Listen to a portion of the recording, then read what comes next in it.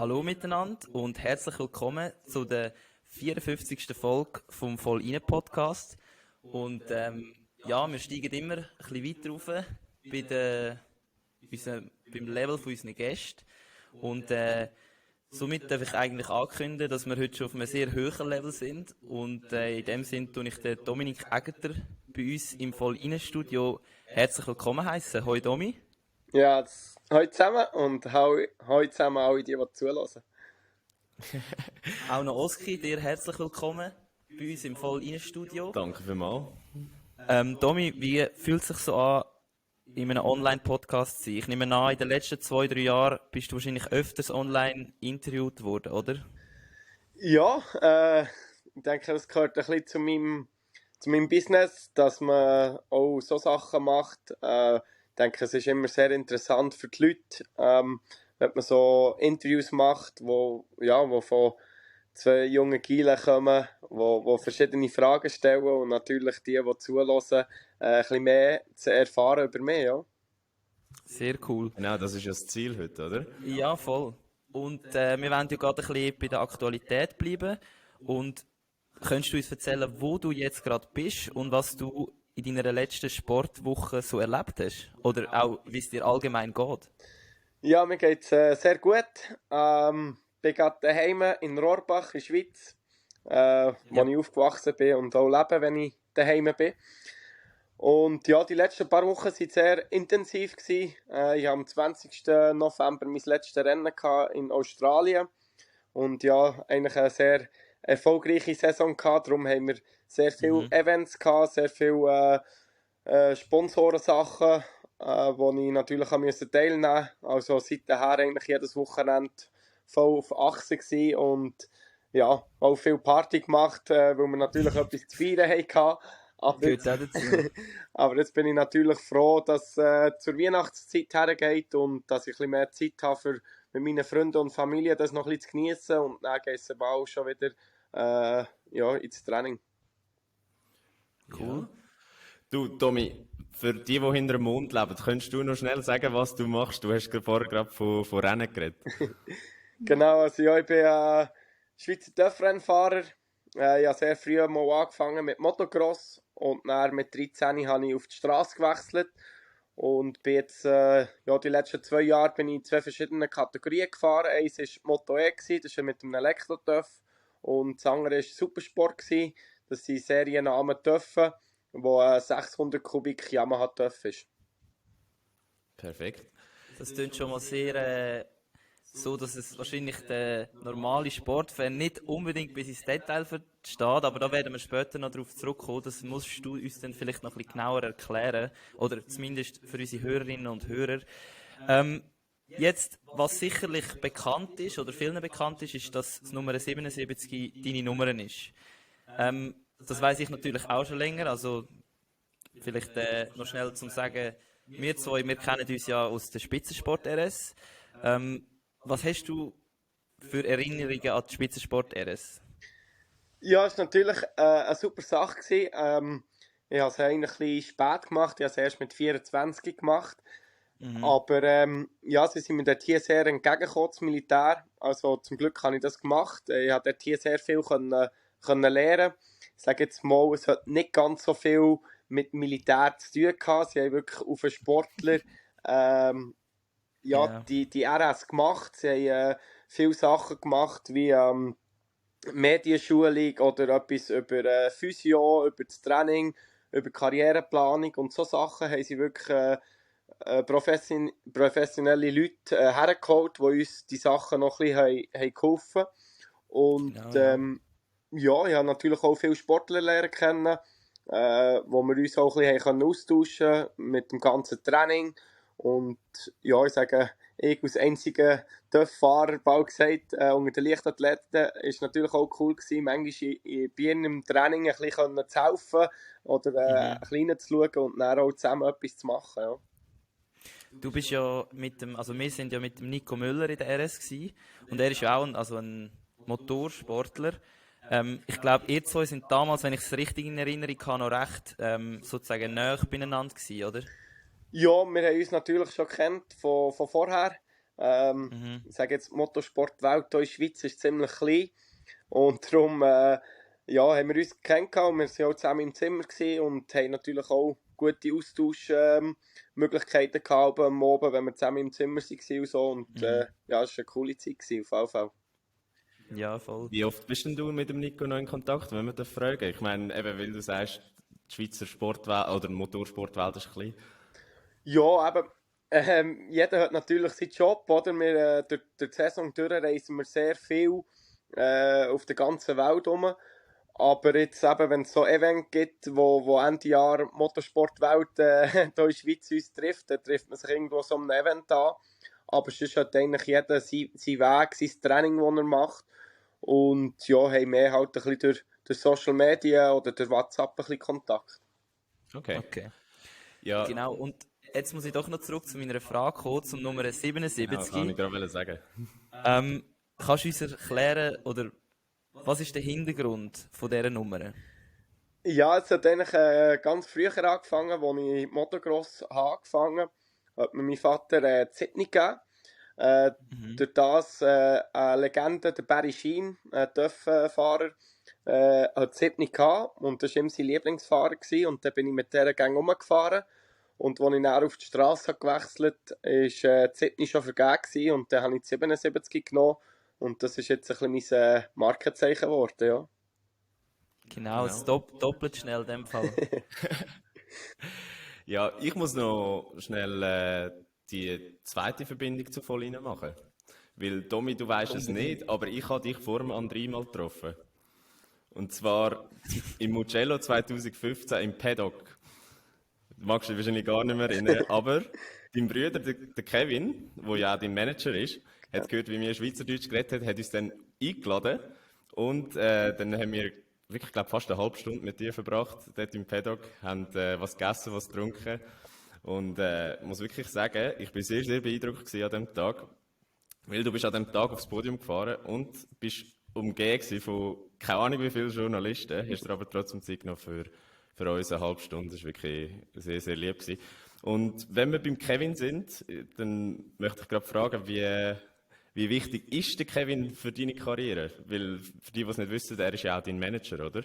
Genau, also ja, auf alle Fälle ist er zuerst mal mein Bruder. Und ja, er ist dort hier eigentlich in die Managerrolle ein bisschen reingerutscht, von 4 Jahren, wo ich eigentlich mit meinem Ex-Manager der den Rücktritt gegeben hat, familiäre und persönliche Gründe gehabt, dass er nicht mehr weitergemacht hat. Und bin eigentlich dann dort gestanden ohne Manager. Ich hatte sehr viele Gespräche gehabt mit potenziellen Managern. Aber es ist sehr, sehr schwierig, jemanden zu finden, der, sagen wir jetzt mal, kann umreisen kann, der 1-2 Mal in der Woche Zeit hat, Englisch redet und ja, alles eben die Sachen sollte machen, die ein Manager macht. Und dann ist der Kevin dort hier einfach ein bisschen reingerutscht. Du hast einfach gesagt, ja, du kannst das nicht alles alleine machen. Und ja, jetzt ist er voll mein Manager und tut eigentlich die Sachen alles organisieren mit all diesen Sponsoren, mit allen Teamsachen, tut alle Flüge buchen, Hotel, Mietauto, alle Designs mit Sponsoren und Team anschauen, dass das alles klappt, von Helm, Kombi, Handschuhe, Stiefeln. Und natürlich auch die Events planen, die wir gerne haben, ob es Sponsoressen ist oder Party und so. Und das ist wirklich ziemlich ein Vollzeitjob, ja. Ja, das kann ich mir vorstellen. Also das tönt auch wirklich gerade nach extrem vielen Sachen, die du uns jetzt gerade erzählt hast. Aber darf ich noch schnell ja, einhaken? sicher. Deine Karriere ist ja per se eigentlich schon fast ein Familienunternehmen, oder? Weil deine Mutter und dein Vater sind da auch involviert. Ja, genau. Also ich denke, ohne Familie würde das gar nicht gehen, weil, ich sage jetzt mal, früher hat mich natürlich der Vater sehr viel unterstützt, auch finanziell, dass ich überhaupt TÜV-Fahrer werden. Das Mameli macht alles mit Buchhaltung und Fanshop und eben ja, jetzt, der Kevin ist eigentlich voll angestellt bei mir und dass ich mich eigentlich voll konzentrieren aufs TÜV-Fahren, braucht es das eigentlich auch. Und eben jemanden zu finden, der das macht, so professionell und natürlich ist es auch immer mit Kosten verbunden. Da bin ich schon froh, dass das in der Familie drin ist und dass wir es alle so gut zusammen haben, ja. Ja, Super, so also muss es ja sein. wenn das alles natürlich harmoniert, dann ist es noch umso besser. Jetzt hast du vor allem über den Motorsport geredet. Jetzt wollte ich aber noch schnell, um dich ein bisschen besser kennenlernen oder dass die Leute dich ein bisschen besser kennenlernen können, wissen, was du sonst noch neben dem Motorsport eigentlich machst. Oder wenn du mal nicht auf dem TÜV hockst, wo ist denn der Dominik Egerter? Oder was macht er? Ja, also eben viel denke ich immer, ja, TÜV-Fahrer, die hocken vielleicht 3-4 Mal pro Woche auf dem TÜV. Aber das ist eigentlich nicht so. Ich bin jetzt letzte Woche das letzte Mal 2 Tage auf dem TÜV gehockt. Und jetzt wird Ja. ich eigentlich vor meinem ersten Rennen, das ich am 25. Februar werde ich nur 6 Mal auf dem TÜV hocken, also in diesen 10 Monaten. Und sonst bin ich, ja, bis Anfang Januar bin ich jetzt sicher mal in der Schweiz, hier zu Rohrbach. Viel trainieren, halt körperlich, ob es mit Velofahren ist, Joggen, im Fitness trifft man mich sicher viel an, zu Langenthal im Maxfit. Und Gutes Product Placement. ja, ja. Und dann eigentlich Anfang Januar habe ich dann geplant, dass ich wieder auf Spanien gehe, wo mich dort hier unten vorbereite. Mit Motocross, Supermotard, Flat-Track und natürlich auch das Wetter, das viel besser ist, dass ich auch draussen Ja, sag kann nicht. säckeln und Velo fahren und so, ja. Wo hast denn du deine Basis in Spanien denn? Ist es denn in der Nähe von den Rennstrecken, also Jerez, Valencia, Aragon, oder hast du einfach eine eigene Base? Ja, ich habe eigentlich eine eigene Base. Also, ich gehe eigentlich dann nicht wirklich auf die Rennstrecke fahren. Ich gehe mehr eben Motocross und Supermotard und so. Und dann bin ich zwischen Valencia und Barcelona stationiert, habe dort so ein Apartment gemietet für einen Monat. Und ja, eben, wenn ich natürlich eben so Motocross und so fahre, ist ziemlich gäbig. Da kann man einfach, hat's innerhalb irgendwie eine Stunde, hat's 10, 15 Strecken. Und ich bin alleine unterwegs und darum kann man dort hier einfach drauf hocken, Gas geben, Benzin nachfüllen und die Strecken sind fast täglich offen. Aber wenn Ja. man wirklich auch auf eine grosse Rennstrecke gehen braucht es natürlich Streckenmiete, man muss Pneu dabei haben, man muss viel mehr Benzin dabei haben und wenn man alleine unterwegs ist das sicher ziemlich schwierig, das auch dann produktiv können zu testen, ja, dass es etwas bringt. Also auch auf dem Motocross darf kein Sparring-Partner. Ja, also meistens hat es natürlich auf den Strecken dann schon viel Fahrer, die in dieser Zeit auch auf diesen Strecken trainieren, auch vom MotoGP-Paddock und so. Und natürlich sonst kommen viele Fahrer von Frankreich oder Belgien, die Motocross selber fahren und da hat man natürlich schon immer ein paar gute Gegner. Und wir haben es letzte gerade mal gehabt, also wir, der Oski und ich, über Risikosportarten als Spitzensportler. Also darfst jetzt du über die Weihnachten Skifahren? Oder sagst du von dir aus selber, hey, das lohnt nicht gescheiter sein? Nein, also ich habe eigentlich, im Vertrag habe ich schon ein paar Sachen, die ich nicht machen darf, aber ja, Skifahren, ich als Schweizer, denke ich, ist das klar. Ich sage immer, wenn man irgendwo bei einer Sportart einen Helm muss anlegen, ist sicher die Sportart gefährlich, aber ich weiss, ja, wie man muss fahren, sagen wir es bald gesagt so. Und das Risiko ist eigentlich fast in jeder Sportart, dass irgendetwas Blödes gehen kann, aber man muss halt eben das Risiko auch ein bisschen einteilen, ob es auf der Ski ist oder eben auch auf dem Rennvelo oder eben auf dem Motocross darf, dass man wirklich dort konzentriert und auch wirklich professionell das macht und nicht irgendwie etwas lauert. Ja, dann hoffen wir natürlich das Beste. Wir werden jetzt noch zu deinem persönlichen Werdegang kommen. Und da ist natürlich gerade die erste Frage, wieso wird man in der Schweiz TÜV-Fahrer? Ja, ich denke, ich habe das ein bisschen in die Wiege gelegt bekommen, weil mein Vater und Mutter eine Auto- und TÜV-Garage hatten. Und da bin ich natürlich schon gerne um einen Benzingeruch oder Abgasgeruch herum um TÜV. Und habe dann ja mit 2,5-jährig so einen kleinen Seitenwagen bekommen, wo ich auf dem Hausplatz durfte rumfahren. Und dann ja mit 5 bin ich mein erstes Motocross-Rennen gefahren. Okay, also fangen wir primär immer mit dem Motocross an. Also es ist gang und gäbe so. Ja, ich sage jetzt mal, eben, wir als Schweizer haben es eigentlich ziemlich schwierig, wirklich auch Motorsport das wirklich zu machen, weil wir haben keine Rennstrecken, also wir können nie wirklich das anfangen. Auch der Support vom Verband oder so ist sehr, sehr gering. Und das Wetter ist natürlich auch noch, oder? Vom Oktober bis irgendwie im März ist nichts mit warmem Wetter draussen, oder? Und darum sieht man auch, dass jetzt eigentlich nach dem Lüthi, Krummenacher oder so, der Raffin, wo die letzten Schweizer Motorsportler oder Töfffahrer noch sind. Und ich hoffe natürlich gleich, dass wieder ein paar Junge kommen, die dann unsere Flagge hochhalten, ja. Woran scheitert es denn momentan oder in den letzten Jahren deiner Meinung nach, dass nicht mehr nachgekommen sind?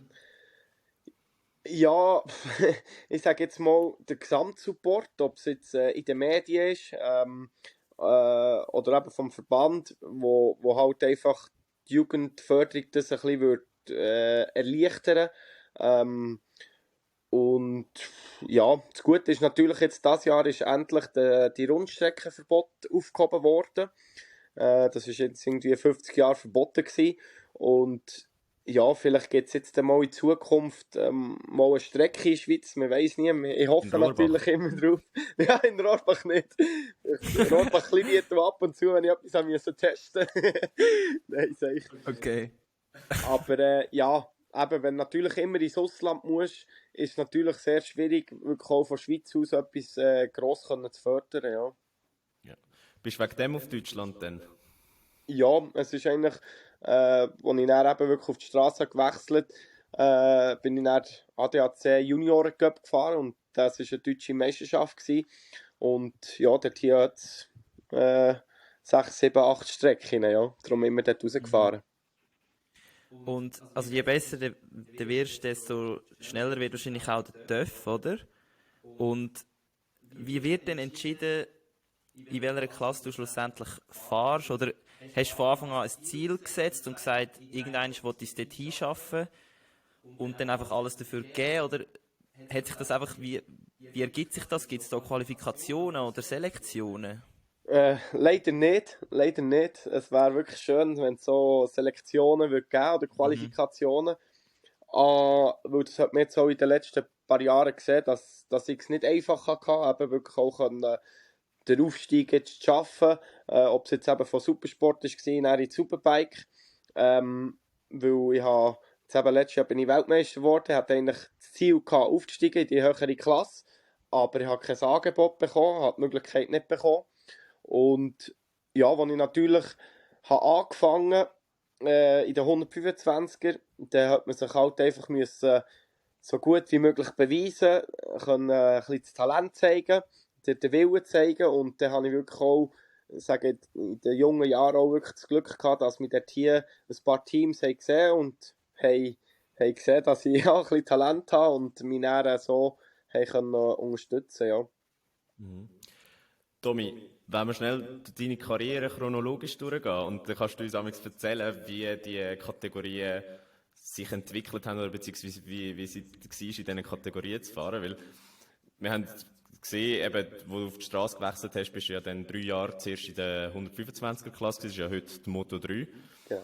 Und das ist ja die Kategorie, eben, wie du sagst, wo das Feld ja so gross ist, wo so viele Fahrer beieinander sind und wo es dann bei den Rennen gefühlt so 20 hintereinander hat.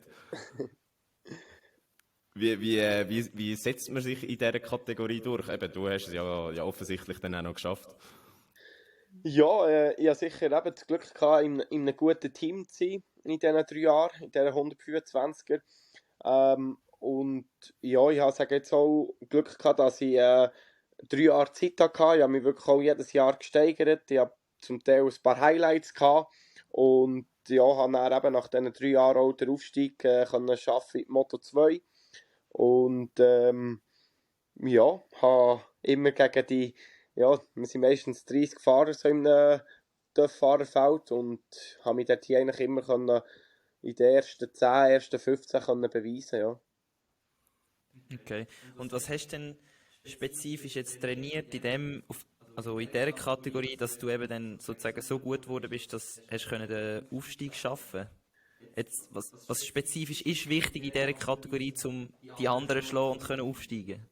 Ja, es ist, als Töfffahrer ist eigentlich noch schwierig, es ist nicht nur irgendwie Kraft, die du musst haben oder Ausdauer oder so. Und ich sage jetzt mal, ich hatte das Glück gehabt, oder, dass ich sehr polysportiv war. Ich war mal im Schwimmclub, mal im Turnverein. Was habe ich noch gemacht? Im Skiclub bin ich auch mal gewesen. Und ich denke, hat mir alles ein bisschen geholfen, dass ich ja, meine Fitness gut können, halten. Ich war auch immer sehr motiviert gewesen, mich wirklich super vorzubereiten, eben auch körperlich. Ich habe mit sehr vielen verschiedenen Trainern gearbeitet, wo ich immer das Beste rausgenommen habe, und habe dann natürlich durch die Jahre hinweg habe ich auch gemerkt, was ich brauche auf dem TÜV, weil jeder TÜV, jede Strecke ist immer ein bisschen anders und dann braucht es wieder ein bisschen andere Muskulatur, und ja, das habe ich eigentlich sehr gut umsetzen und bin dort hier auch immer voll dran gewesen, und denke, das hat mir in meiner Karriere immer sehr viel geholfen, dass ich wirklich auch über die ganze Renndistanz, wenn es zum Beispiel auch super heiß war, mit der hohen Luftfeuchtigkeit irgendwo in Thailand oder in Malaysia, dass ich wirklich auch die 30 Minuten voll mit Konzentration und Kondition voll durchziehen unter dem Helm. Würdest du sagen, die 125 oder die Moto 3 ist die Kategorie, wo es noch am ausgeglichensten ist? Ja. So kommt es mir amigs vor, aber ich kann es nicht beurteilen, weil ich nie gefahren bin. Ja, also es hat sich sicher auch geändert, weil als ich dann noch 125 bin gefahren, hat es natürlich noch werksunterstützte Teams gegeben, die zum Teil ein bisschen besseres Material haben bekommen. Und dann, glaube ich, 2012 oder so, als dann die Moto 3 ist gekommen, ist sehr ausgeglichen gewesen, das ist ja so.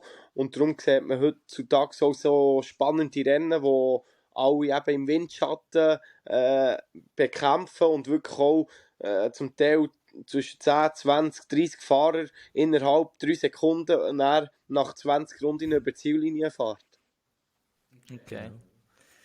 Jetzt tue ich vielleicht noch kurz einen Einschnitt machen hier, aber du hast von verschiedenen Trainern geredet. Jetzt nimmt es sich unter, hast du auch einen Mentaltrainer, wo du zusammen schaffst? Momentan nicht, aber ich habe sicher etwa 6 Jahre lang mit verschiedenen Mentaltrainern gearbeitet. Ich sage jetzt mal, ist auch ein sehr wichtiger Punkt in unserem Sport. Weil einmal hast du, ja, sagen wir mal, das Level erreicht, um die topfit körperlich vorzubereiten.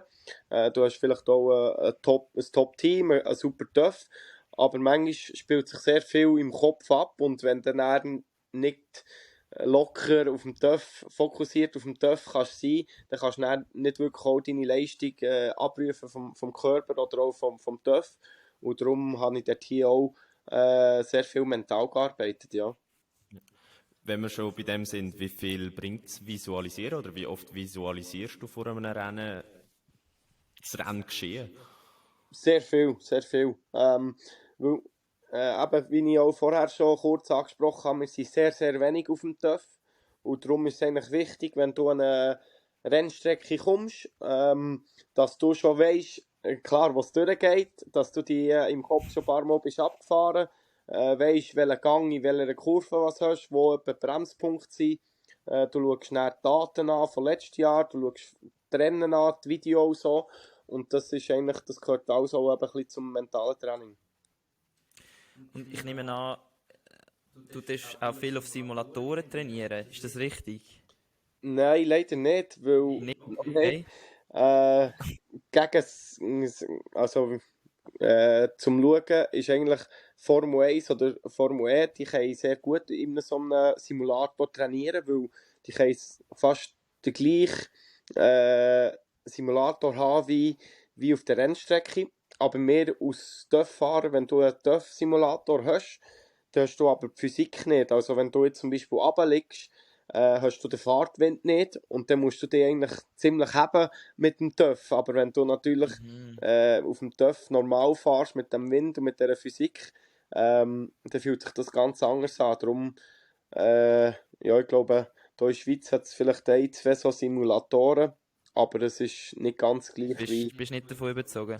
Nein, also es hilft sicher, ein bisschen die Strecke abzufahren und so, und vielleicht ein bisschen Position auf dem TÜV, aber ja, du musst dich viel zu fest haben, wenn du wirklich irgendwie 60 Grad Winkel runter runterhängst, ja. Weißt du, was das meiste war, wo du noch gerettet hast? So winkelmäßig. Ja, also eben, wenn das Vorderrad fortrutscht, dann bist du so bei 62 Grad. Und ja, ein paar Mal konnte ich so ein bisschen à la Marquez-Style mit dem Knie oder Ellbogen auffahren. Aber zum Glück merke ich es selber schon vorher. Und ja, ich bin eigentlich kein so grosser Sturzpilot. Gut. Umso besser. So muss es sein. Genau, und nachher bist du in der Moto 2 gewesen und hast dann in die Moto E gewechselt. Jetzt der Wechsel von der Moto 2 in die Moto E.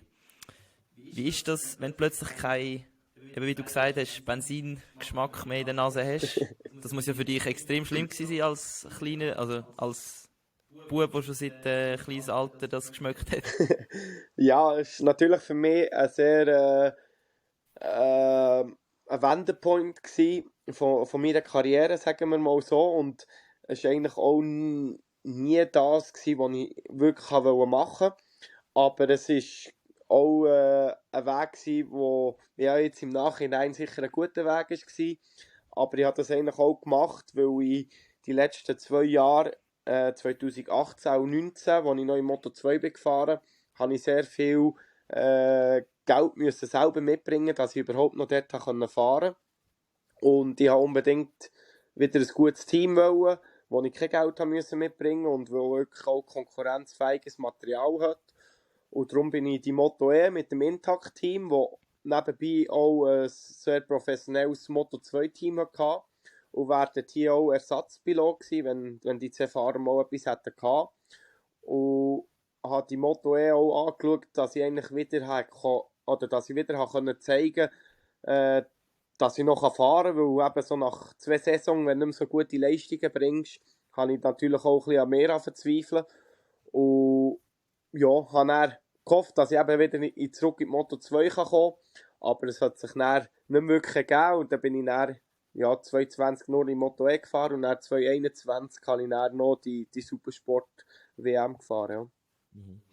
Darf ich schnell etwas zu der Moto E fragen, beziehungsweise eine Hörerfrage reinwerfen? Um da ein bisschen einen Hintergrund zu geben. Die Moto E war ja als Weltcup eingestuft gewesen, gell? Nicht als Weltmeisterschaft. Das ist jetzt, ändert sich, glaube ich, auf nächste Saison. Und der Mario fragt, hat die Moto E das Potenzial, mit den klassischen Kategorien zu konkurrenzieren irgendwann, beziehungsweise mal das Niveau und die Anerkennung zu bekommen? Ja, aber es ist ein bisschen komisch. Viele sagen, ja, ich bin Doppel-Weltmeister, aber eigentlich bin ich Weltmeister und World Cup-Sieger. Nächstes Jahr wird jetzt die Kategorie Moto E auch als Weltmeisterschaft gewertet. Wir fahren zwar nicht, also sie werden nicht in die ganze Welt umfahren, sie fahren eigentlich nur in Europa. Und ja, ich sage jetzt mal, ich bin ein bisschen enttäuscht von dieser Kategorie, weil ich gedacht habe, die Elektro-Sache geht sehr schnell weiter, wie bei jedem Elektrogerät, das man sieht heutzutage. Und wir haben eigentlich den TÜV, wie ich ihn übernommen habe, vom 2019, vom Cesco Raffin, bis jetzt, wo ich aufgehört habe, ist sehr, sehr wenig gearbeitet worden. Und jetzt eigentlich erst auf nächstes Jahr kommt endlich ein neuer TÜV von Ducati, wo ich natürlich dann hoffe, dass sie dort hier einen Schritt weiter haben gemacht haben. Ob es gewichtmässig ist oder mehr Runden fahren, mehr Leistung und so. Und ob das wirklich mal besser oder schneller kann sein als MotoGP, das ist sicher schwierig zu sagen. Ich denke, Technologie geht sicher weiter, aber mir stellt es eigentlich jedes Hörli, wenn ich irgendwo die Geräusche höre, wenn sie nebendurch durchfahren. Und wenn du halt mit dem Elektro-TÜV auf der Gerade durchfährst, dann hörst du irgendwie den Windstoß. Das ist auch ganz etwas Spezielles, aber die Hörli hat es mir nicht wirklich alle gestellt. Ja. Das ist speziell, weil du hast ja eigentlich sehr eine erfolgreiche Zeit gehabt. Also eben, zuerst, wenn wir grundsätzlich bei deinen Erfolgen sind, du hast ja einen Sieg und eine Pole Position 2014 noch in der Moto 2 geholt und insgesamt 7 Podestplätze im GP-Zirkus und dann kommst du in die Moto E und holst einen 3. Gesamtrang, einen 2. Gesamtrang, einen 1. Gesamtrang dieses Jahr und eben 5 Siege und 18 Podien. Und das, obwohl der TÜV nicht liegt. Ja, also mal der TÜV ist mir natürlich schon gelegen. Aber ich bin natürlich lieber auf einem Benzinmotorengerät rumgefahren als auf dem, weil eben, es ist natürlich, du hast nicht ganz so grosse Emotionen auf dem TÜV, oder? Du hast wirklich keine Vibrationen, du hast keine Kupplung, keine Schaltung, kein Sound. Und ja, es ist nur sehr wenige Runden, wo du kannst an TÜV gewöhnen, an Verhältnis, an Pneu wieder. Und dann ist er auch nach 6, 7 Runden schon fertig gewesen, und dann hat er wieder müssen abgekühlt werden, geladen werden und wieder abgekühlt, bis du wieder näher hast können fahren. Ja. Also die Emotionen haben andere müssen reinbringen, zum Beispiel die Rennjury, oder? Ja, das war ein bisschen traurig gewesen. Ja, also willst du selber erzählen, was passiert ist? Ja, also die mich kennen und die Sachen ein bisschen verfolgt haben, letztes Jahr 2021, haben im letzten Rennen habe ich noch um den Titel kämpfen. In die letzte Runde habe ich mit dem Titelanwärter gekämpft. Habe sicher dort hier ein bisschen ein Herz-Überholmanöver gestartet. Es hat dann eine kleine Kollision gegeben, er ist umgekehrt, ich habe das Rennen gewonnen, wäre Meister geworden. Aber dann, nach irgendwie 10 Minuten haben sie mir eine Strafe gegeben, und nicht nur eine kleine Strafe, sie haben mir irgendwie 38 Sekunden gegeben, also so, dass mir eben nicht reicht, noch Meister zu werden. Und ja, dann bin ich Zweiter in der Gesamtrangliste geworden und habe natürlich den Angriff noch einmal dieses Jahr probiert, und da hat mich niemand mehr auffahren. Ja, böse Zungen würden ja behaupten, Dorna bevorzugt einfach spanische und italienische Fahrer, aber das habe jetzt nur ich gesagt. Ja, es ist manchmal nicht so einfach, oder? Es ist, eben, also, wie du sagst, es ist manchmal vielleicht ein bisschen wie eine Mafia, aber das ist halt einfach, ja, je nachdem, also, aber mehr als Schweizer, aus kleinem Land, ist es manchmal eben nicht so einfach, dich auch durchzusetzen. Ich sage jetzt mal, wenn vielleicht die Jury Schweizer wären gewesen oder so, dann hätten die vielleicht auch mehr auf die Schweiz, auf ihren Fahrer gehofft als auf einen Spanier. Ja. Ja, aber eben, man sieht, also es läuft dir ja grundsätzlich immer noch sehr gut, obwohl du, sagen wir jetzt mal, auch immer wieder Schwierigkeiten gehabt hast mit Teams suchen und so. Eben, Oski, Supersport-WM. Ich glaube, das ist auch noch ein sehr wichtiges Thema, oder? Ja, fast das Wichtigste eigentlich. Genau. Und wir haben es vielleicht ein bisschen versaut beim Einstieg. Wir haben natürlich dich nicht vorgestellt als Weltmeister. Doppelweltmeister jetzt natürlich. Und das hätten wir natürlich sollen machen. Da tun wir uns jetzt gerade entschuldigen. Ja, ich weiss nicht, was sagt ein Weltmeister jetzt gerade zu diesen 2 Titeln? Was spricht aus deinem Herz raus? Ja, es ist eigentlich immer jetzt, eben da die letzten paar Wochen, wo wir die Feste alle hatten, ist natürlich cool, aus Weltmeister geehrt zu werden und so. Auch geschätzt, die Leistung, die wir gebrungen haben. Und natürlich hat man die Statistiken angeschaut, die ich wirklich dieses Jahr in 2 verschiedenen Meisterschaften machen konnte. Ist eigentlich fast unglaublich, dass ich sagen kann, jedes Rennen, also ich habe nur ein Rennen, wo ich abgeschossen wurde und eins nicht durfte starten. Und alle anderen Rennen, die ich gefahren bin, in beiden Kategorien, war das schlechteste Resultat der 5. Platz gewesen. Und ja, im Supersport habe ich mehr als die Hälfte Rennen gewonnen. Von 24 Rennen habe ich 17 gewonnen. 19 Mal auf dem Podium. Und im Motto von 12 Rennen bin ich 10 Mal auf dem Podium gewesen, 3 gewonnen und 2 vierte Plätze. Also es ist immer wieder, wenn ich so die Absolut Statistiken sehe, Ja, ist echt sensationell, ja. Wenn ich es gewusst hätte, hätte ich gar keine Recherche gemacht.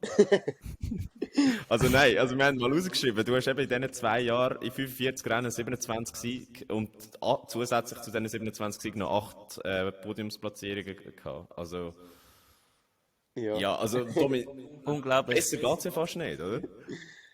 Ja, es ist Eine wirklich wichtige, super, ja. eine wichtige Frage, die sich da natürlich stellt, ist, oder wo sich der Stefan, unser Hörer, stellt, ist, seit du so erfolgreich bist, läuft es da bei den Frauen erfolgreicher? Nein, ich bin immer noch Single. Die richtige Frau ist noch nicht gekommen.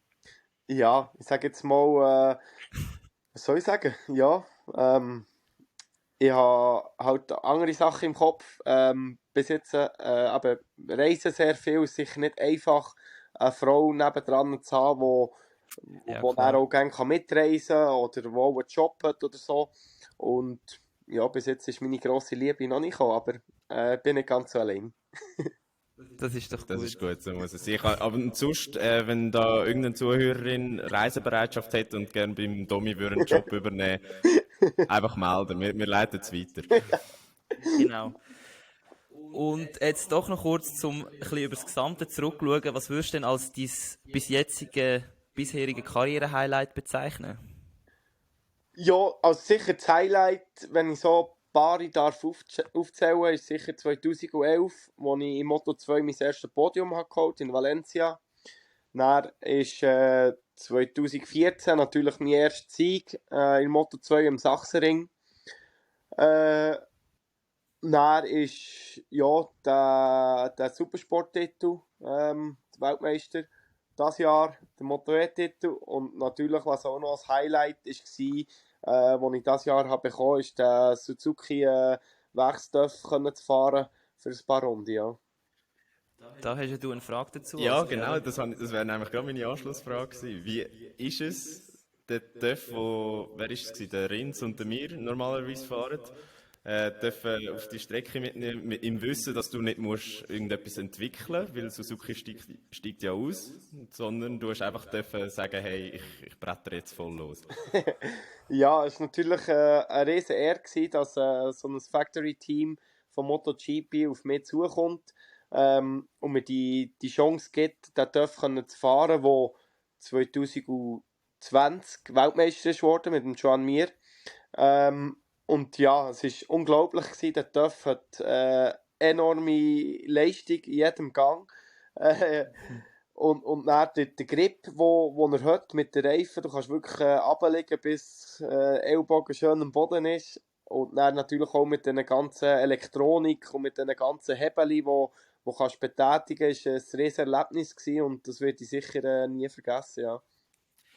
Viel, jetzt andere Sportarten, aber Formel-1-Fahrer, wo frisch raufkommen, sagen ja immer, die Bremswirkung ist das Krasseste. Was ist es beim TÜV, wenn du auf so einen MotoGP-TÜV steigst?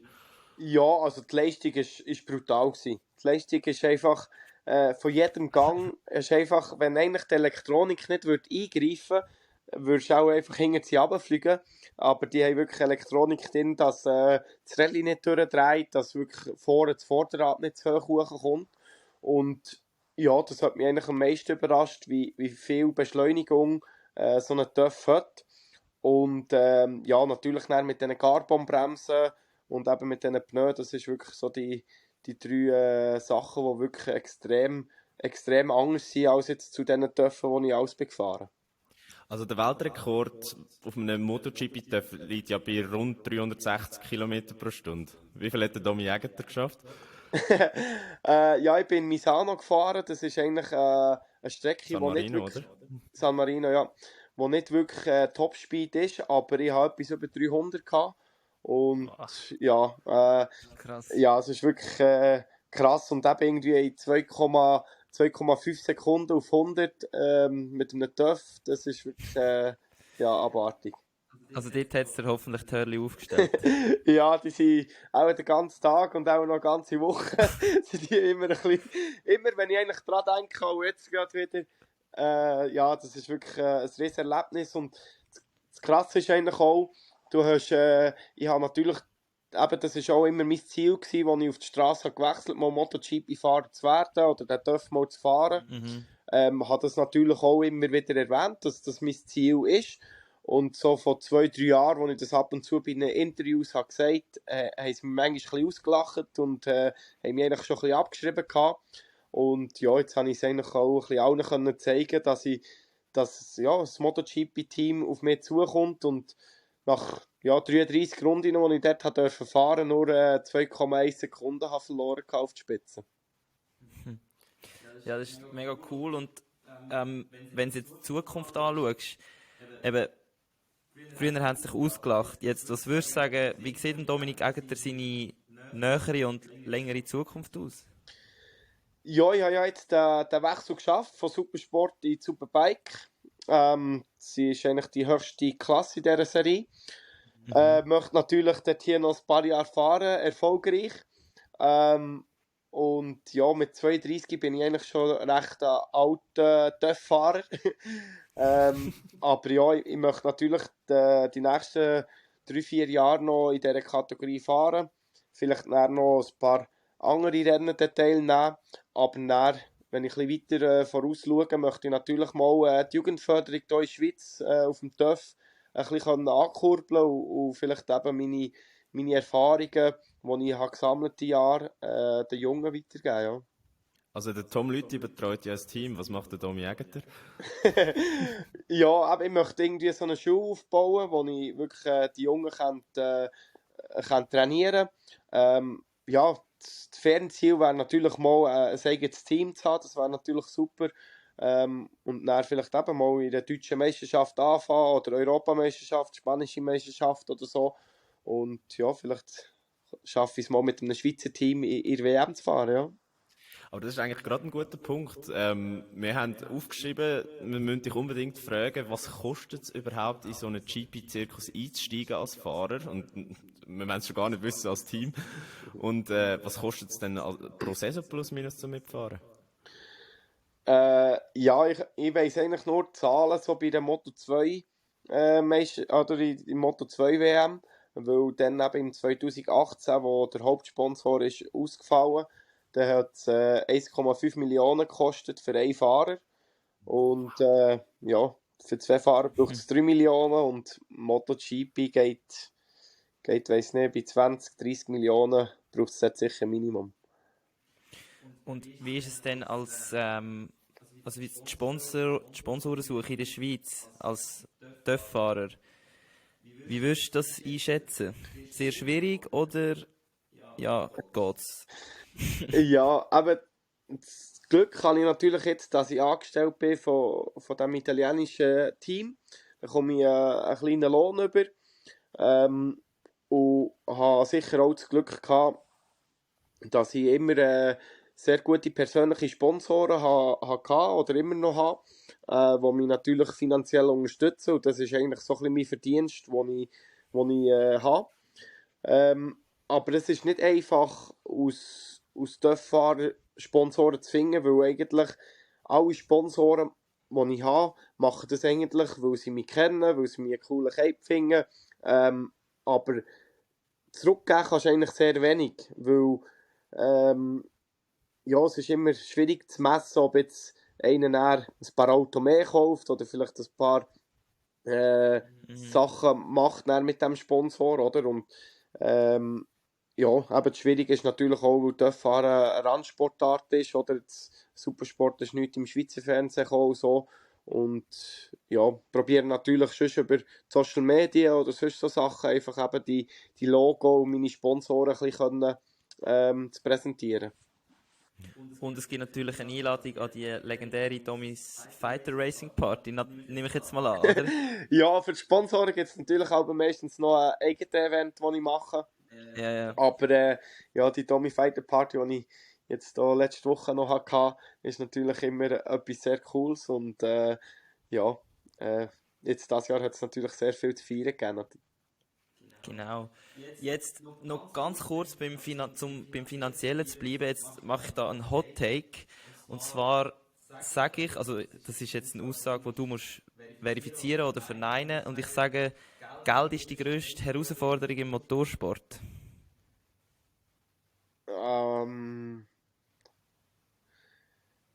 Also, dass man die Leistungen bringen kann, oder wie meinst du das?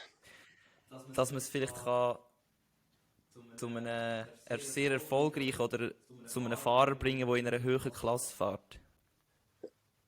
Ich sage jetzt mal, du brauchst das Geld, weil es gibt Teams, die einfach sagen, wenn du in meinem Team fahren willst, auch jetzt ich aus amtierenden Weltmeister von 2021, bin noch auf Teamsuche gegangen und wollte einen Teamwechsel machen ja, für mich gesehen das beste Team, das den besten dürfen hatte.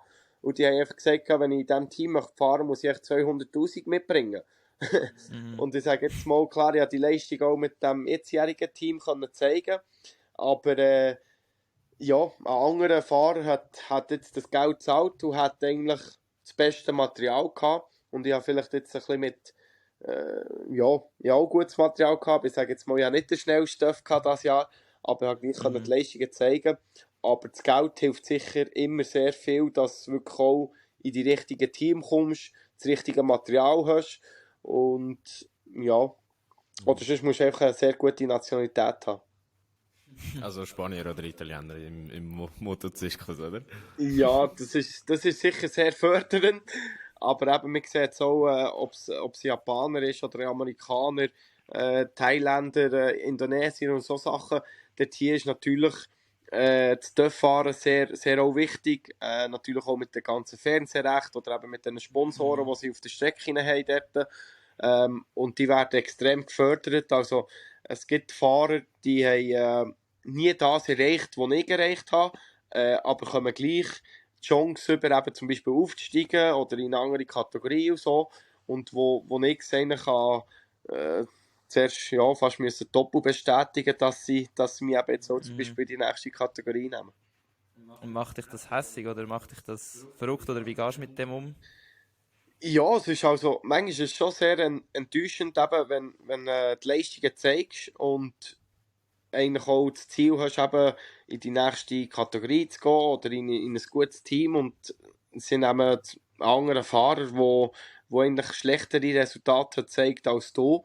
Ja, das macht dich sicher wütend und ja, ist nicht immer so einfach gewesen, aber ja, aber das ist eigentlich schon immer in meiner Karriere ein bisschen so gewesen, dass ich wirklich müssen, die Leistungen immer doppelt so fest zeigen wie andere Fahrer, ja. Ich habe noch eine Frage, die jetzt nicht unbedingt mit dem Finanziellen zu tun hat, aber mehr mit dem, was du vorher angesprochen hast, die TV-Präsenz. Hast du manchmal hast du manchmal das Gefühl gehabt, in Supersport zu wechseln, ist fast ein Abstieg gewesen aus dem GP-Zirkus und dann halt eben alles, was es noch mit sich gebracht hat, unter anderem das Finanzielle? Ja, also Abstieg, es ist sicher wenn man es so anschaut, ist halt echt MotoGP ist echt die höchste Kategorie, wie Formel 1. Und dann kommen die unteren Klassen, wie Moto 2, Moto 3. Und in Superbike ist ja echt der 1000er Supersport und Supersport 300, wo einfach Seriennamen dürfen sein. Und das kann man vielleicht ein bisschen vergleichen, die im Autosport oder so sind, ist mit DTM, wo eigentlich auch ein bisschen Seriennamen Autos sind. Und natürlich ist in den letzten Jahren die MotoGP auch sehr gepusht worden, auch vom Schweizer Fernsehen. Natürlich, weil wir Fahrer drin hatten, wie eben ich oder Leute und die anderen Schweizer Fahrer aus. Und da ist natürlich die Superbike und Supersport nicht wirklich so präsent. Aber ich sage gleich, also super gute Fahrer, wir sind auch ein Feld von 30 Fahrern. Die Leistungsdichte ist vielleicht ein bisschen weniger. Also ich sage jetzt mal, in Supersport sind vielleicht die ersten 10, die wirklich überaus top Fahrer waren. Und bei Moto 2 sind es vielleicht 25. Und ja, jetzt im MotoGP, dort hier ist eigentlich jeder Fahrer ein Top-Athlet. Und jetzt in Superbike wird sicher auch das Level wieder sehr, sehr hoch sein. Wer sind da deine grössten Konkurrenten nächstes Jahr? Habe ich das richtig im Kopf? Mit Bautista, Ria, die alle? Toprak. Ja. Toprak wie aus der Türkei, genau. Der Oski tut gerade ein bisschen sein Wissen demonstrieren. Ja, also es sind sicher die 3 Fahrer, die jetzt in den letzten 2 Jahren wirklich immer unter den ersten 3 waren. Das werden sicher meine 3 härtesten Gegner sein. Aber es ist nach diesen 3 Fahrern hat es immer noch 10 Werksfahrer, ob es Honda ist, BMW, Ducati, Kawasaki, wo sehr starke Fahrer haben, die MotoGP-Erfahrung haben, wie ein Redding, ein Van der Mark, ein Petrucci kommt, der Baldassari.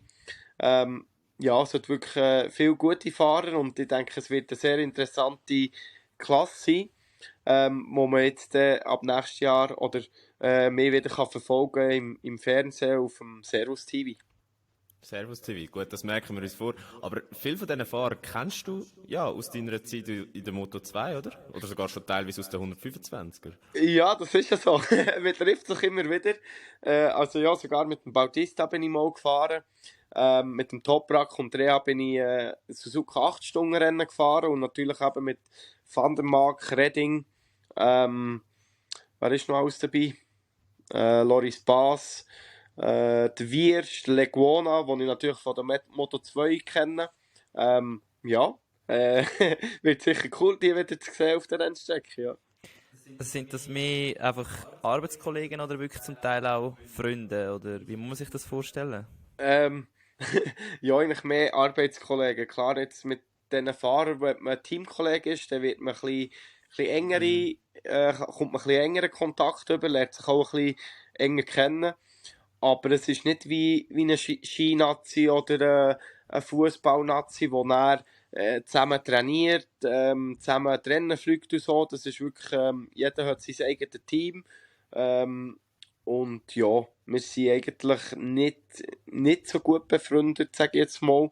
Aber ja, ich bin eigentlich ein Typ, der immer höflich ist. Auf der Rennstrecke bin ich sicher einer, der ja, aggressiver Fahrer ist, sagen wir es ein bisschen so. Aber neben der Rennstrecke bin ich sicher einer, der ja, Respekt hat von jedem Fahrer. Und wie bist du denn auf der Schweizer Straße? Fahre ich immer schön angemessen und Verhältnis entsprechend. Das ist sehr gut und wir glauben dir das absolut. Und jetzt habe ich gleich noch eine Frage bezüglich so Strassentöpfe, also jetzt einfach normale Strassentöpfe. Hast du irgendeinen eigenen Töpf, wo du jetzt an einem schönen Sonntag einmal ein Passtürchen machst? Oder wie sieht das bei dir aus? Nein, ich habe wirklich keinen eigenen TÜV. Ich habe zwar gerade mit 18 die schwere Prüfung auch gemacht, aber ja, ich habe keinen TÜV auf der Straße. Aber es hat es auch schon gegeben, dass ich irgendwie mal eine Tour habe gemacht mit ein paar Fans oder mit Sponsoren. Aber ich bin wirklich sehr, sehr selten irgendwie auf der Schweizer Straße mit einem TÜV anzutreffen. Mhm. Und wenn jetzt das Töpffahren auf der Schweizer Straße vergleichst, hört man ja immer wieder, dass es viel Unfälle gibt jetzt an einem Sommersonntag. Also jetzt du als Profifahrer auf der Rennstrecke, was ist gefährlicher? Jetzt als normaler Autonomverbraucher auf der Schweizer Straße fahren oder du auf der Rennstrecke, was du wirklich im Griff hast? Ja, also sicher viel weniger gefährlich ist auf der Rennstrecke, das ist ganz klar. Ich sage jetzt auch mal jedem TÜV-Fahrer, geht auf die Strecke Gas geben, weil wirklich auf der Straße, jetzt hier auf der Schweizer Straße, sage jetzt mal, ein gefährlicher Ding ist natürlich, wenn du Gas gibst, zu schnell bist, bist du schon fast mit einem halben Fuß im Gefängnis. Und dann hat es natürlich auch Autofahrer, wo vielleicht auf deiner Seite halbers fahren, irgendwo die Kurve schneiden. Du hast manchmal Rösser oder Kühe oder was auch immer, oder Blätter auf dem Boden. Und das Problem ist natürlich auch, du kannst eigentlich aus normalen Hobbyfahrer kannst du einen TÜV kaufen mit fast 200 PS, wo ich fast als Profifahrer schon Mühe habe, den zu kontrollieren. Und wenn du das halt einem gibst, wo nicht so viel Erfahrung hast, dann ist natürlich das wie eine MotoGP-TÜV, der einfach gefährlich ist und darum gescheiter auf der Rennstrecke, wo kein Gegenverkehr ist und Auslaufzonen hat und Käse und so, Gas geben und nicht auf der Schweizer Straße. Ja. Und jetzt machst du aber trotzdem leider einen Sport, wo es immer wieder zu Stürzen kommt, immer wieder zu gröberen Verletzungen oder sogar Todesfällen. Eben, ich denke da so an Tomisawa, Simoncelli, Salom oder letztes Jahr der Jason Typ hat es gegeben. Wie gehst du mit dem um? Also ist es in deinem Hinterkopf ab und zu oder kannst du das komplett ausblenden? Ja, also eben, das fährt sicher irgendwo durch eine Show mit, oder? Der Tomizawa, der der Teamkollege war im 2010, wo ich verloren auf der Rennstrecke. Natürlich auch all die anderen Fahrer. Wir wissen natürlich eben, es kann etwas passieren, oder? Es kann einfach etwas sein, ja. Aber das Gute ist natürlich, dass wir eigentlich eben auf Strecken fahren, die abgenommen werden von Leuten, die kontrolliert werden, eben mit den Sturzzonen, auch mit der ganzen Infrastruktur, ob es mit den Ampeln ist oder mit den Fähnlern, wo probieren eben Gefahr so schnell wie möglich können zu zeigen. Und das andere ist natürlich auch mit der ganzen Ausrüstung, die sich immer weiterentwickelt, mit Helm, Kombi, mit Airbag und so Sachen. Und dann ja, fühlt man sich natürlich auch sicherer, wenn man eine gute Ausrüstung anhat. Und ja, Angst hatte ich nie gehabt, wenn wegen etwas passieren, aber eben, Respekt hat man natürlich schon. Ja, Holz anlangen, dass es so bleibt. Ja, eine Frage habe ich aber zu Stürzen noch, das nimmt mich nämlich noch Wunder. Tommy, hast du Zeit zum Nachdenken beim Stürzen? Weil ich habe immer das Gefühl, wenn man so im Alltag stürzt, geht die kleine Sequenz viel länger, als die Zeit sonst vorbeigeht. Wie ist es auf dem TÜV, wenn du so einen Highslider machst? Ja, das ist noch schwierig zu sagen. Also, manchmal, wenn du in eine Kurve reinfährst und du merkst, du bist schnell, du willst aber gleich die Kurve verwutschen, dann weisst du ja vielleicht schon, dass du ja zu schnell bist und dass vielleicht jetzt der Pneu keinen Grip mehr werden haben. Dann kannst du dich natürlich irgendwo durch ein bisschen vorbereiten. Und dann, wenn es halt passiert, ist natürlich immer gut, wenn einfach unten rausrutschst, nicht so einen Highsider hast, weil ein Highsider ist eigentlich, wenn du über den Töpf rüberfliegst, der tut meistens weh. Und ja, aber die Stürze kann man nicht irgendwie trainieren, aber es ist sicher gut, wenn wirklich eben auch konditionell voll parat bist, dass wirklich auch ja, Muskulatur um Knochen hast, die kannst du anspannen, wenn er stürzt ist. Und ja, probierst eigentlich eben deine Arme ein bisschen zuzunehmen, dass die nicht irgendwo rumfliegen. Genau. Gut. Okay. Ja, und also wir kommen jetzt gleich ans Ende. Jetzt habe ich doch noch eine Frage. Oder der Nicola hat eine Frage, ein Hörer von uns. Jetzt kommt ja Weihnachtszeit. Wie entscheidend ist für dich das Körpergewicht? Musst du da sehr fest schauen? Und macht das einen grossen Unterschied auf dem TÜV? Ja, also das Gewicht ist immer so meine ganze Karriere gang so ein bisschen ein Thema. Weil eigentlich umso mehr Gewicht was hast, musst du natürlich mehr beschleunigen, mehr abbremsen. Ich sage jetzt mal, auf den schwereren Töpfen ist ein bisschen weniger Präsenz, weil du natürlich mehr Leistung hast. Die leichten Fahrer haben zum Teil einen Vorteil eben auf der Gerade, wenn es wirklich um Beschleunigung geht. Aber wir, wo vielleicht, also ja, ich bin eigentlich einer von den schwereren Fahrern, ich bin 69 Kilo, ist zwar nicht übergewichtig oder so, aber dafür gut trainiert. Kann ich natürlich den TÜV, je nach Bremsen oder in Kurven, kann natürlich mit meinem Körpergewicht sehr viel arbeiten und dann kann ich natürlich zum Teil mit TÜV auch besser balancieren, was ich dann schneller durch die Kurve kann fahren kann. Okay. Also gibt es für dich auch nicht allzu viel Weihnachtsgutzli und Fondue Chinoise? Mal, also ich bin einer, der immer sehr viel isst. Ja, ich sage jetzt mal, ich esse gesund, aber ich esse auch sehr viel Ungesundes. Aber dafür bin ich dann auch der, der zweimal pro Tag geht trainieren und die Sachen dann auch wieder verbrennen kann. Ja, so dürfen wir das natürlich machen, ja. Ja, so mache ich es auch. Also wenn ich an Weihnachten nachher, dann wird 3 Tage durchtrainiert. Ja, zum Abschluss kommen. Oder hast du noch eine Frage, die dich Nein, jetzt brennend Frage interessiert? nicht, aber ich möchte dich fragen, Tommy, hättest du noch Lust auf unsere Schnellfragerunde? Ja, sicher, ja. No problem. Sehr gut. Weil dann gebe ich dir den Vortritt an, komm. Genau, es sind 11 Fragen und du musst sie einfach mit einem Wort oder uns so schnell wie möglich beantworten. Das solltest du ja können als TÜV-Fahrer, oder? Ja. Genau. Also erste Frage ist, wenn nicht Rennfahrer geworden wärst, was denn? Mechaniker. Was ist dein Lieblings-TÜV? Yamaha. Was fahrst du privat? Renault Megane RS. Was ist deine Lieblingsstrecke? Austin in Texas. Oh, Kota, am besten. Der beste Teamkollege, den du je gehabt hast?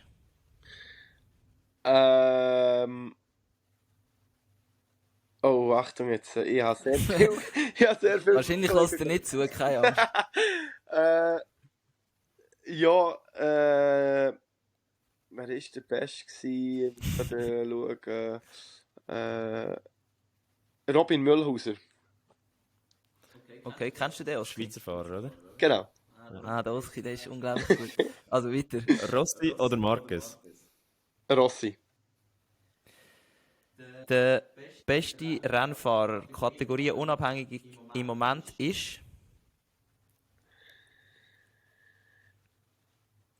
Ja, im Moment ist der Francesco Bagnaia. MotoGP-Weltmeister. Genau, ja. Ich bin ein Wahrer. Weltmeister. Hey, Jawohl, sehr gut. Bist du eher der Typ Hund oder der Typ Katz? Hung. Lebenswert. Lacht in die Kamera. Benzin oder Elektro? Ich glaube, die Frage ist einfach. He? Benzin. Sehr gut. Gas oder Brems? Brems. Da würde ich jetzt doch noch kurz gerne wissen, wieso. Ja, also Gas oder Brems, ich habe es mehr ein bisschen auf meinen Fahrstil gesehen, weil ich sage jetzt mal, ich bin ein sehr später Bremser und darum habe ich mehr auf Brems tendiert als aufs Gas, aber klar, das Gas geben ist natürlich auch wichtig. Ja. Sehr gut. Perfekt. Ja, und dann zum Abschluss von der Schnellfragerunde der beste Pass für eine TÜV-Tour in der Schweiz. Obwohl du ja nicht selber fährst, haben wir jetzt herausgefunden. Ja, es ist schwierig zu sagen. Ich bin wirklich mal vor 2 Jahren habe ich wirklich mal so eine Tour gemacht. Bin irgendwo über viele verschiedene Pässe gefahren. Aber ich würde sagen, es ist nicht wirklich ein richtiger Pass. Aber hier bei uns in der Umgebung hat es die Lingen.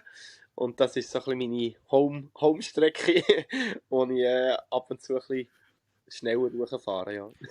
Genau. Wir tun jetzt den Streckenrekord da nicht öffentlich machen, sonst gibt es noch Anhänger von dir, die dann das testen können. Genau. Aber ja, alles gut. Wir kommen zu unserer letzten Rubrik, und zwar das ist der Song, also dein Lied von der Woche.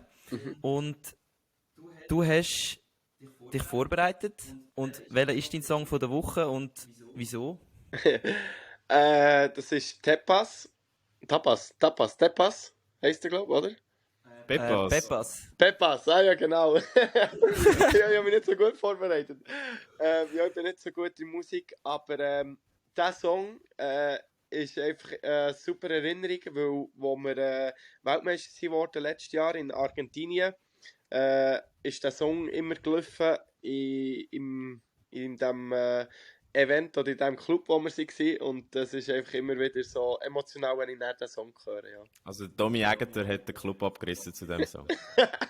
Ja, wir haben sicher gut, coole Party gemacht. Sehr gut. So muss es sein. Mein Lied, ganz kurz, ist Break My Heart von Rudimental. Was ist dir diese Woche passiert, André? Nicht, mein Heart ist nicht broken. Nein, es ist einfach, wir sind auch übrigens in Macklingen gewesen, im WK am Trainieren. Und ja, dann habe ich das Lied des Öfteren gelost auf dem Ergometer. Und die Oski? Ja, passend zum Abschluss und weil ich gesehen habe auf der Webseite von Domi, dass er gerne Techno lost, it's time for Laid Back Luke. Ja. Cool. Sehr gut. Die tun wir unsere Playlists und in dem Sinn sind wir am Ende von dem Podcast und wir wollen dir wirklich ein riesen Dankeschön sagen, Domi, dass du die Zeit genommen hast und für uns da Auskunft gegeben hast. Ja, kein Problem. Danke vielmals, dass du mich angefragt hast. Schön, dich wieder mal zu sehen haben. Oski, ich habe gesehen, du bist eigentlich eben in Mugello gewesen. Leg dann nachher off-Record noch das Foto. Ja, das ist gut. Sicher hat man gesehen, dass ja, die Motorsportwelt ein bisschen verfolgst. Und ich hoffe natürlich auch einen Hörer, die zugelassen haben, dass ihnen etwas Interessantes erzählen können. Und die werden sicher noch gute Podcasts haben. Und sonst die mich ein bisschen verfolgen wollen, eben auf Servus TV oder auf meinen Social Media oder auf meiner Homepage. Genau. Musst noch den Namen sagen. Jeweils. Vom Instagram-Channel und Website. Ja, die Webseite ist www.domi77.com und ja, Facebook, Instagram, Twitter ist Dominik Hegeter. Perfekt. Sehr gut. In dem Sinn wären wir am Ende. Nochmal, danke vielmals, sind ihr dabei gewesen. Danke vielmals, bist du Domi, dabei ja. gewesen. Vergesst den Podcast nicht zu abonnieren. Das könnt ihr auf Apple Podcast und auf Spotify. Kannst auch du, Dominik, 5 Sterne geben an unserem Podcast. Dann haben wir nämlich eine super Bewertung. Und wir versuchen jede Woche für euch das Beste und das Neueste aus der Sportwelt zu liefern. Genau, und wenn wir dabei sind, hören gerade unsere Playlists auf Spotify mit allen Trainingsbängern. Folgt uns auf Instagram, da findet ihr uns unter Volline_Podcast. Und wenn es euch gefallen hat, dann erzählt gerne Mami, Papi, irgendwelchen Kollegen oder sonstigen Leuten, die ihr kennt von uns. Und ja, in dem Sinn, danke nochmal, Domi. Und Ja. an euch da draußen, bleibt gesund, macht viel Sport. Bis nächste Woche. Ciao zusammen. Schöne Festtage. Tschüss zusammen. Ciao, ciao.